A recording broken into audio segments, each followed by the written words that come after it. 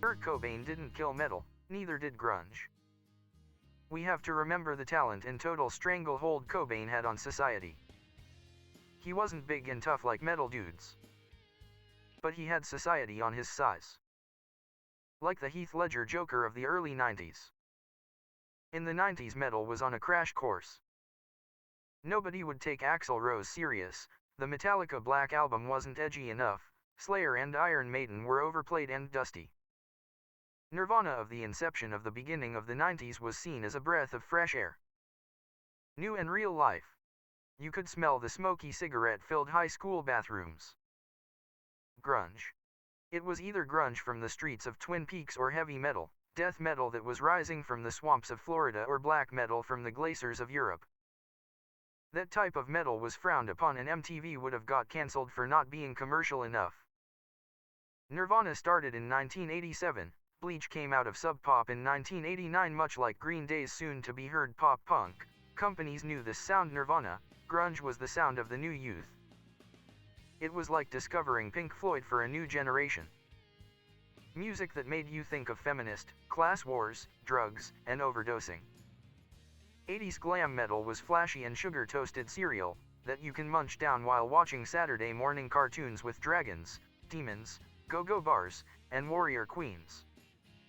It pioneered a generation of frat party atmospheres that the emerging punks, indie nerds like Sonic Youth, My Bloody Valentine, The Pixies, REM, and They Might Be Giants. These indie bands found against the grain to show up, and peak to audiences that you didn't have to do drugs and have sex to have fun. The 80s glam party started to fade. The power of Kurt Cobain and Nirvana influence had changed the look and feel of teenagers' views on society. Many metalheads didn't want that living after midnight rock party vibe to go away. That's why Kurt gets blamed for ending that party. Then came other grunge bands like Pearl Jam and Soundgarden, the Cali punk rock bands like Sublime, Red Hot Chili Peppers and Stone Temple Pilots. Alice in Chains. It was a bitter pill for heavy metal to ingest. But just like all things new and old, the old and new. Metal was revived after Cobain's death.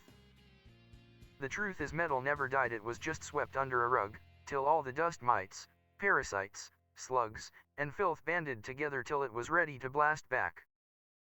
New metal raised in the late 90s and early 2000s, bands like Korn, Limp Bizkit, Slipknot, and Linkin Park. Metal is back and stronger than ever. Sure, grunge still lives through bands like Foo Fighters and Sonic Youth and college bands like Bon Iver, Sufjan Stevens, and Father John Misty, but it's a new crowd. It's not a sequel of Cobain's grunge movement, it's just new take of the indie scene altogether. Kurt is immortalized as the indie king. But kings rule a short time, whereas metal is forever. Conclusion: we don't know what his final days were like. But it must have been a very dark place. Nirvana was on top, ruling the radio waves, their albums were selling out, and still, despite all the positively, he never really changed who he was. He was the same kid. He was jamming on his bed, they just put him in the national spotlight. Most music fans would choose the scenario of Kurt bringing his music into the world. So even if I didn't praise the grunge era, one thing I absolutely respect, while researching Nirvana, is Cobain the person, the journey he took, the people he inspired. I just don't see myself buying Nirvana merch, I see kids in middle school wearing their merch. I want to ask them the snob and name 3 bands, but it's like just move on, look away, move on, and that's a very Cobain attitude. I guess I'm either growing up becoming more stoic, or I respect Nirvana and Dave Grohl enough for the music that they made. Is it music that fuses me? Not really, but for the people it did, it's there for them. 90s grunge rock will make a nostalgia resurgence. And when it does, I will gladly praise Cobain for his influence on the era, in the same way people from the bygone era pretend they are greasers from the doo-wop era and people listen to new wave emo music from the 80s. It never goes away, and that's the beauty of artists like Kurt Cobain. When you meet someone who is driven by his music, perhaps they know exactly what he's feeling, the pain, and the loneliness. Exactly how Kurt explains it. It doesn't mean others can't find other tortured artists for tap into their struggles. From outside looking in, perspective, all Cobain wanted was people to notice that, and most kind-heart people should show compassion to people with addictions, vices, and weaknesses. And even the most tough guy metalhead can understand something simple as helping a fellow brother, or sister, or friend in need.